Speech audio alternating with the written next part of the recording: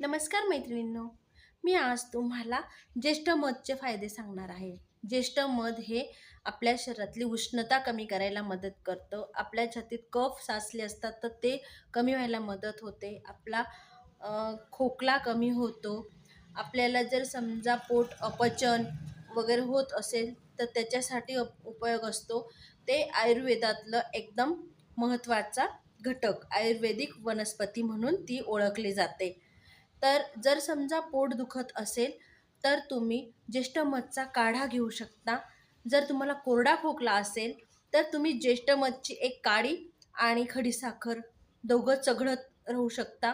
जर समजा तुमचं तोंड आलं असेल तर तुम्ही ज्येष्ठमध हे रात्रभर पाण्यात भिजत घालायचं आणि नंतर दुसऱ्या दिवशी ते उकळवून घ्यायचं आणि त्या पाण्याने गुळण्या करायच्या. नक्कीच तुमच्या तोंड आलेल्याला फरक पडेल.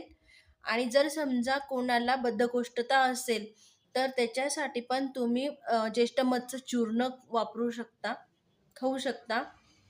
आणि जर समजा कोणाला अल्सर असेल, ॲसिडिटीचा जास्त त्रास असेल, पचनाचा त्रास असेल तर त्यांनी अ, खडीसाखर, तूप आणि आपलं गाईचं दूध आणि ज्येष्ठमध पावडर याचं मिश्रण घेतलं पाहिजे दिवसातनं 2 वेळा.